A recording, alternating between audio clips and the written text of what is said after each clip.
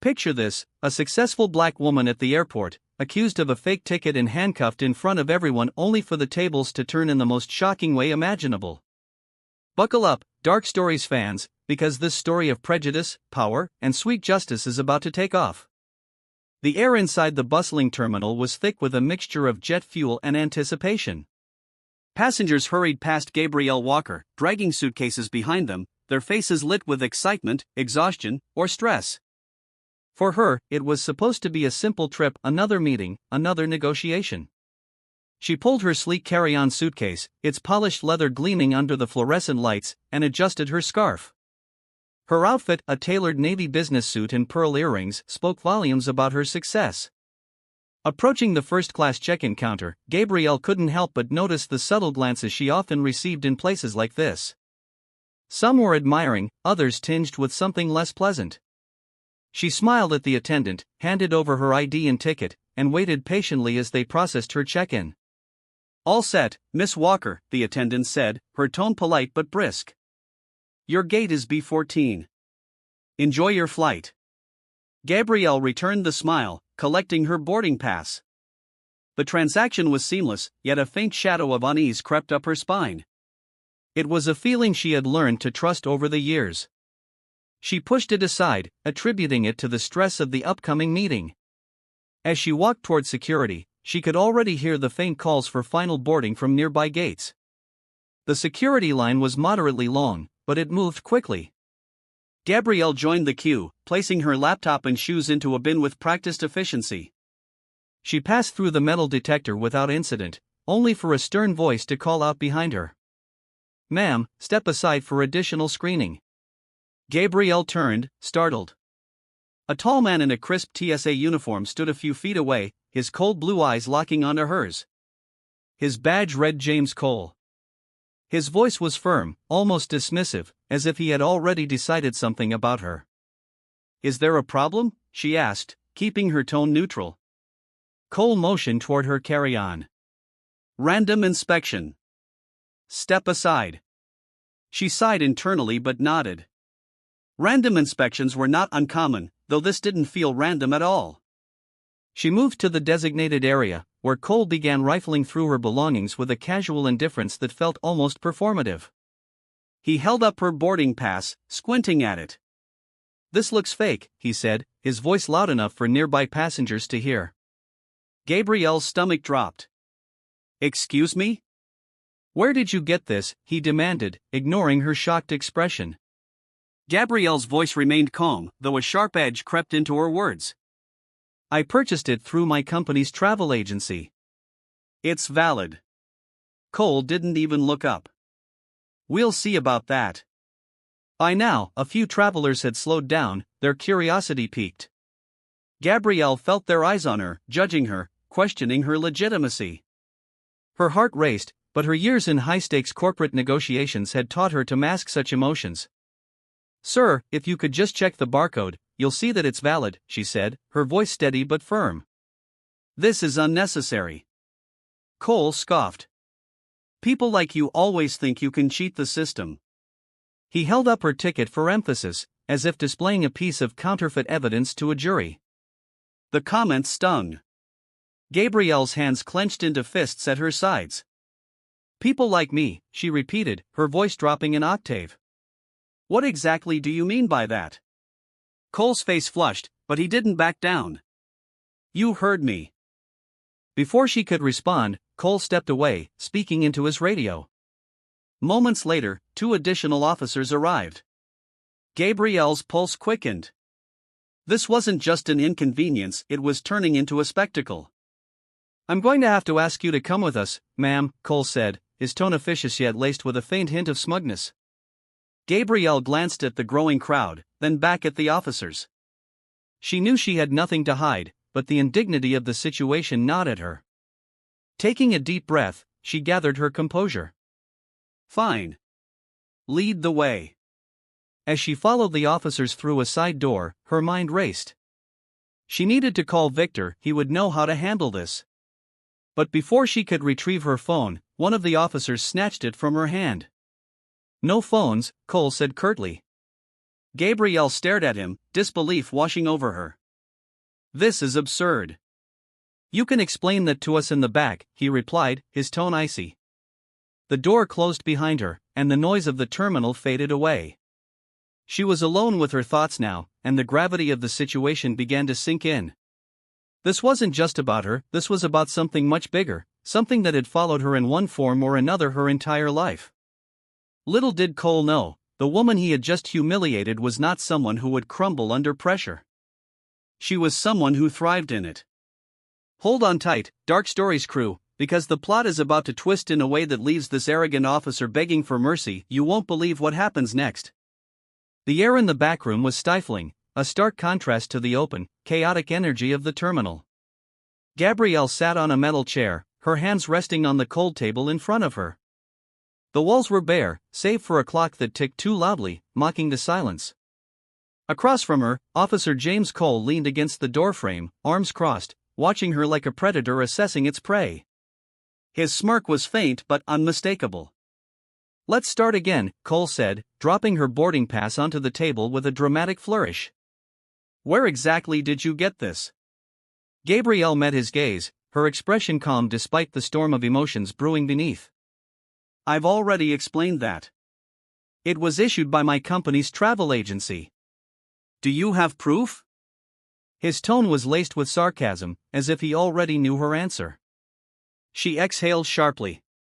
My phone, which you confiscated, has the confirmation email. Cole's smirk widened. Convenient. Gabrielle didn't flinch. Years of navigating corporate boardrooms had taught her how to stay composed under scrutiny. She wasn't about to let this man rattle her, no matter how blatant his contempt. Why don't you check with the airline, she suggested, her voice measured. Oh, we will, Cole said, straightening. But first, I have a few more questions. Questions that could easily be answered if you verified my ticket, she countered, her patience thinning. Instead, you've chosen to humiliate me publicly and detain me without cause. Cole chuckled, a low, condescending sound. You're awfully confident for someone in your position. Gabrielle leaned forward slightly, her eyes narrowing. And you're awfully reckless for someone in yours. The smile slipped from Cole's face, replaced by a flicker of irritation. Before he could respond, the door opened, and a second officer entered, a woman this time. Her uniform was crisp, her expression unreadable as she handed Cole a folder. Here's her file, the officer said, glancing briefly at Gabrielle before stepping back. Cole opened the folder, his eyes scanning the documents. Gabrielle could see his confidence falter, his smug demeanor cracking ever so slightly. He looked up, his gaze sharper now, almost calculating. Corporate attorney, huh, he said, his voice dripping with skepticism. You must think you're pretty untouchable. Gabrielle didn't respond. She didn't need to. The truth was written all over his face. He hadn't expected her to have a professional background, let alone one that commanded respect. Let me make something clear, Gabrielle said, her tone cool but firm. You can play your little power games all you want, but you're stepping into very dangerous territory. Cole's jaw tightened, but before he could retort, the door opened again. This time, it wasn't another officer, it was Victor Walker. The energy in the room shifted instantly. Victor was tall, commanding, his presence almost magnetic. Dressed in a tailored suit, he looked like someone who belonged in a boardroom rather than an airport security office. His eyes scanned the room, taking in Gabrielle, the officers, and the tension that hung in the air. Victor, Gabrielle said, relief washing over her. Are you all right? He asked, his voice low but steady. She nodded. For now. Victor turned to Cole, his expression unreadable. Officer Cole, is it? Cole straightened, the confidence he displayed earlier returning in a weak attempt to assert authority. And you are? Victor reached into his jacket pocket and pulled out a sleek black wallet. He flipped it open, revealing a badge that made Cole's face pale. Victor Walker, chairman of the board of this airline. The room fell silent. The second officer shifted uncomfortably, glancing between Cole and Victor. Gabrielle crossed her arms, watching as the color drained from Cole's face. Victor's voice was calm, almost too calm. "Would you care to explain why my wife has been detained and humiliated over a valid ticket?" Cole stammered, his early bravado evaporating. I was just following protocol, sir. The ticket looked suspicious, and Did you verify it with the airline?" Victor interrupted, his tone razor-sharp. "Well, not yet, but..." Victor held up a hand, silencing him. "Not yet? So you made the decision to detain her without even confirming the validity of her ticket?" Cole opened his mouth to speak, but no words came out. Gabrielle watched him squirm, a small part of her savoring the sight.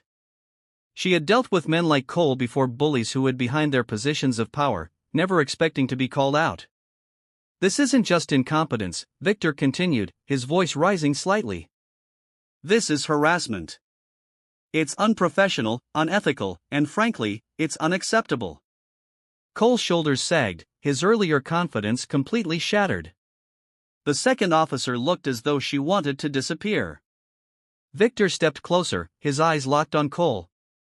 "I want a full report on this incident by the end of the day, including an explanation as to why standard verification procedures were ignored. And rest assured, this will not go unnoticed." Cole nodded mutely, his face a mixture of fear and humiliation. Victor turned to Gabrielle, his expression softening. "Let's get you out of here." As they left the room, Gabrielle could feel the weight lifting off her shoulders.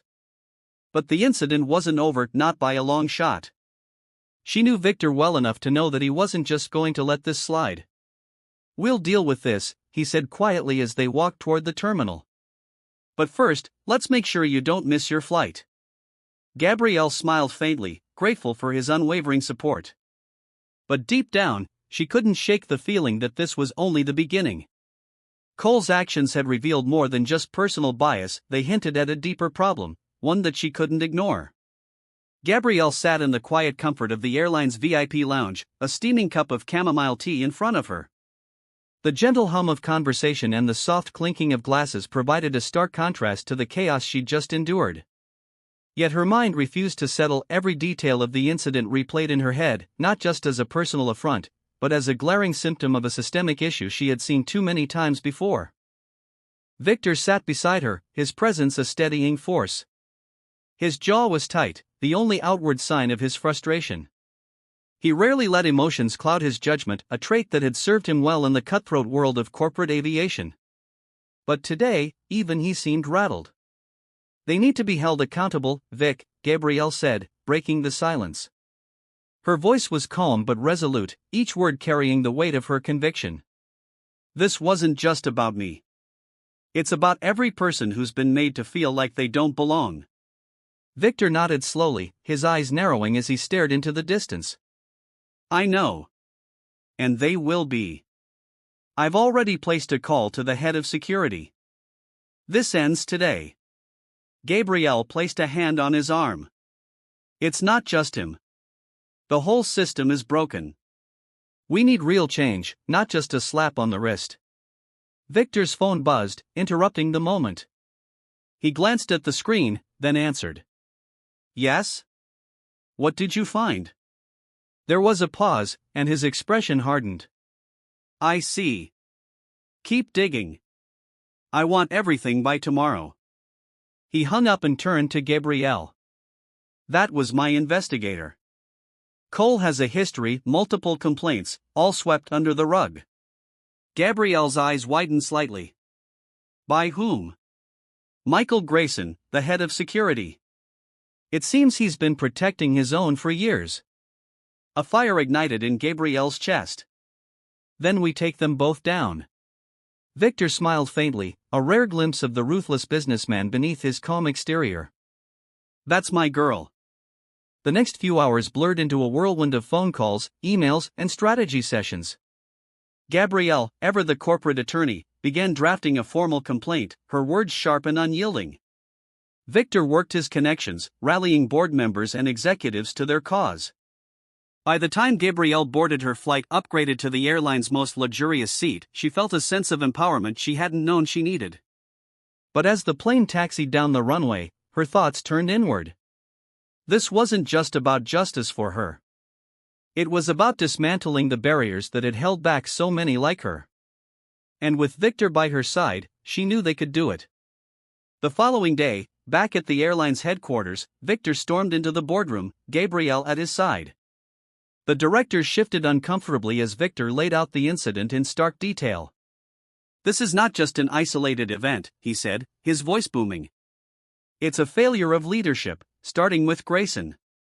Michael Grayson, seated at the far end of the table, paled. "Mr. Walker, I assure you." "Save it," Victor cut him off.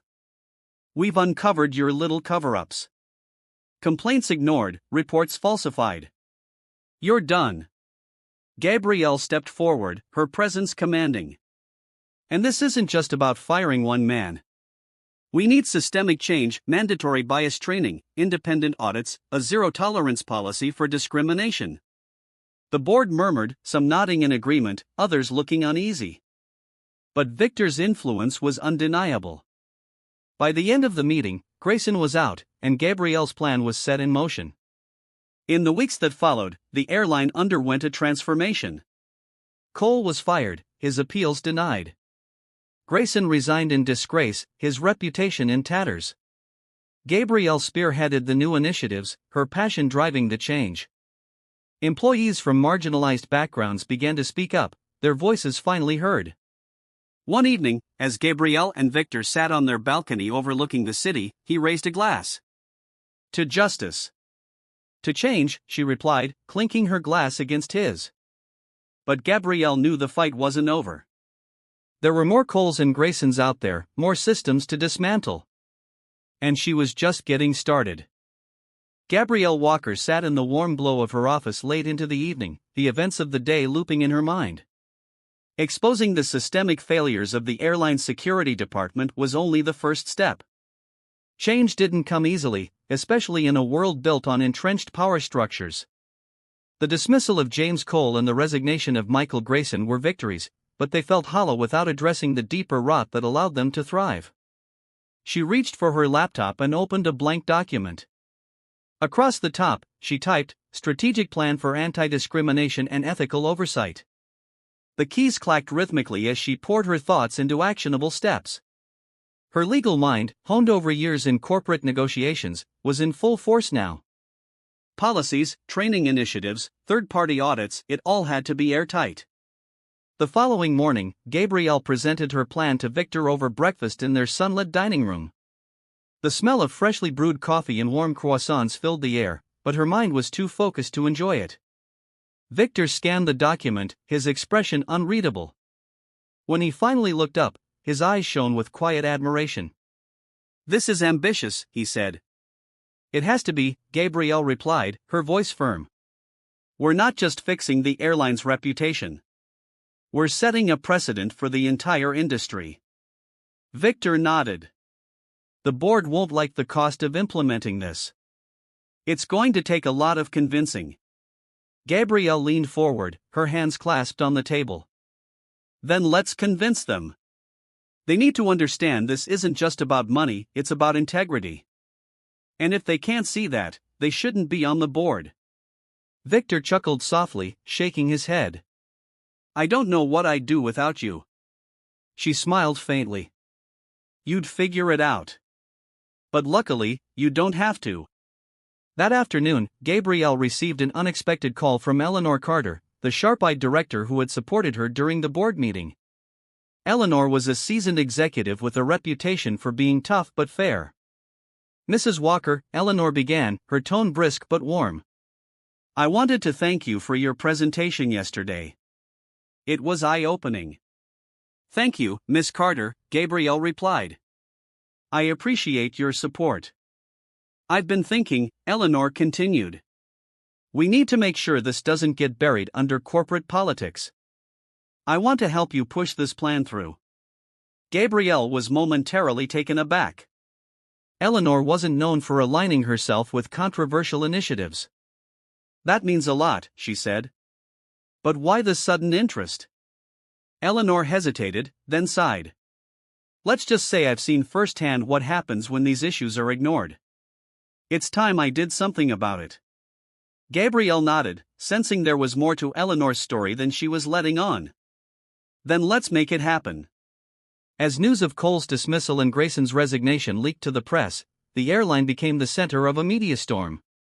Headlines ranged from airline scandal, security bias exposed, to corporate leadership faces reckoning over discrimination allegations. Gabrielle knew this was both a blessing and a curse. Public scrutiny would pressure the board to act quickly, but it also meant walking a tightrope. Any misstep could escalate the situation further. One particularly pointed op-ed caught her attention. Will real change follow, or is this just damage control? The words stung, not because they were unfair, but because they echoed her own fears. Change wasn't guaranteed, it had to be fought for. The next board meeting was tense. Gabrielle and Victor stood side by side at the head of the table, presenting the comprehensive plan Gabrielle had crafted. The directors listened, their expressions ranging from skeptical to intrigued.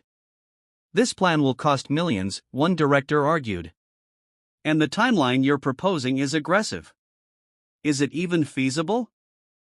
Gabrielle met his gaze, unflinching. Feasibility isn't the issue here.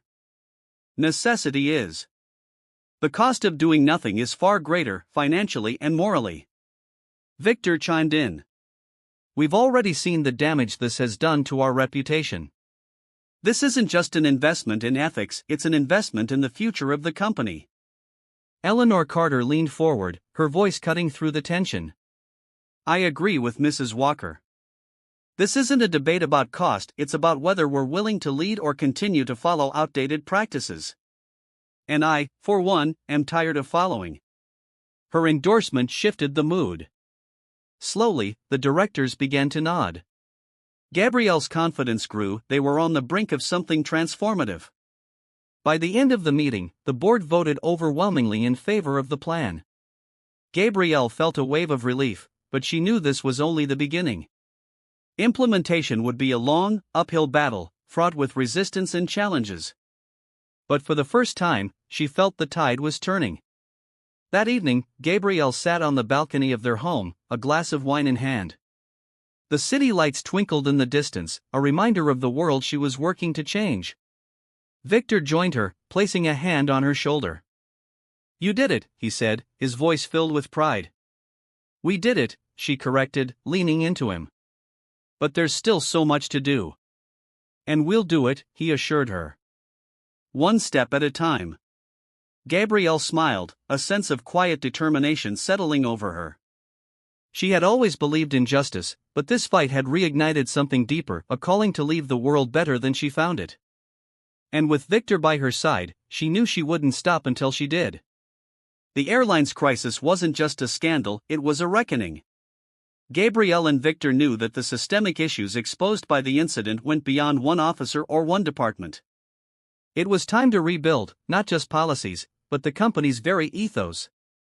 Gabrielle's phone buzzed as she reviewed the latest audit findings in her office. The name on the screen made her pause, Eleanor Carter. Eleanor, Gabrielle greeted, her voice tinged with surprise. What can I do for you? Eleanor didn't waste time. I've been thinking about the bigger picture. Fixing the security department is a start, but what about the rest of the company? Gabrielle leaned back in her chair, intrigued. Go on. We need a task force, Eleanor continued. Something cross-departmental, with real teeth, not just to address bias, but to ensure ethical practices across the board. And I want you to lead it. The words hung in the air for a moment. Gabrielle felt a flicker of pride, but also the weight of responsibility. That's a significant undertaking, she said cautiously. It won't be easy. Eleanor's tone softened. Nothing worth doing ever is. But if anyone can do it, it's you. Gabrielle smiled faintly. All right. Let's make it happen. Over the next few weeks, Gabrielle worked tirelessly to form the task force. She handpicked members from across the company, focusing on individuals with a reputation for integrity and innovation. Among them was Liam Patel, a rising star in HR known for his progressive policies, and Carmen Diaz, a veteran pilot who had long advocated for diversity in aviation. The first meeting was held in a sleek conference room with a large glass wall overlooking the runway. Gabrielle stood at the head of the table, her presence commanding. "Thank you all for being here," she began. "What happened to me wasn't an isolated incident. It was a symptom of deeper issues within this company. Our job is to identify those issues and create real, lasting solutions." The room was silent for a moment, then Liam spoke up. "Where do we start?" Gabrielle's lips curved into a determined smile. "We start by listening." The task force began hosting listening sessions with employees from every level of the company. Gabrielle sat in on many of them, hearing stories that were equal parts heartbreaking and enraging. A black flight attendant recounted being overlooked for promotions despite glowing reviews. A young Latino mechanic described how his ideas were dismissed by senior staff until a white colleague repeated them. Each story added fuel to Gabrielle's resolve. She took meticulous notes, weaving them into a comprehensive report that would form the foundation of their recommendations. But not everyone welcomed the changes. One morning, Gabrielle arrived at her office to find an anonymous note on her desk: "Stop stirring the pot before you drown in it." The words were scrawled in jagged handwriting, the meaning unmistakable. Victor was livid when he saw it. "This is unacceptable," he said, pacing the room. "We need to report this." Gabrielle shook her head. "No. That's exactly what they want, for me to back down, to be intimidated. I won't give them the satisfaction." But the threats didn't stop: anonymous emails, snide comments in meetings, and even a tampered report designed to discredit her work. Each incident tested her resolve, but Gabrielle refused to waver. The turning point came during a company-wide town hall, where Gabrielle presented the task force's findings. The event was live-streamed to employees worldwide, making it the most public moment of her career. Standing on the stage, Gabrielle spoke with the conviction of someone who had nothing to lose and everything to gain. "This company has a choice," she said. "We can cling to outdated practices and watch our reputation crumble, or we can lead the way in creating a more equitable and ethical industry. The world is watching, and so are our employees. What kind of legacy do we want to leave?" The room erupted in applause, and for the first time, Gabrielle felt the tide truly turning. Meanwhile, the investigation into Michael Grayson and James Cole uncovered more than expected. Grayson's embezzlement scheme had siphoned millions from training programs, while Cole's misconduct extended to falsifying reports and intimidating witnesses. Both men were not only fired but also faced criminal charges. Gabrielle watched as news outlets picked up the story, their headlines a mix of justice served and corporate reckoning. It wasn't just about punishing individuals, it was about setting an example. Months later, the airline unveiled its new policies, which included mandatory bias training, revamped promotion criteria, and an anonymous reporting system for unethical behavior. Gabrielle stood beside Victor at the launch event, her heart swelling with pride. "This is only the beginning," she said quietly to him. "But it feels like the start of something real." Victor smiled, squeezing her hand. "That's because it is." Late one evening, Gabrielle returned to the airport where it all began. She walked past the security checkpoint, now staffed by officers who had undergone rigorous retraining. Some recognized her and nodded respectfully. She paused for a moment, taking in the bustling terminal, the chatter of travelers, the hum of 100 stories unfolding at once. This was what she had fought for, not just justice for herself, but for everyone who had been silenced, overlooked, or mistreated. As she boarded her flight, a sense of peace washed over her. The fight wasn't over, but she had already won the most important battle, proving that change was possible. And for Gabrielle Walker, that was only the beginning. And there you have it, Dark Stories fans, a gripping tale of humiliation turned into triumphant justice. What do you think about Gabrielle's revenge? Was it deserved? Have you ever witnessed or experienced something similar? Share your thoughts in the comments below. Let's talk about it. If this story resonated with you, please give this video a thumbs up, share it with your friends, and don't forget to subscribe to Dark Stories and hit that notification bell so you don't miss our next dive into dramatic tales of justice and karma. Thanks for watching.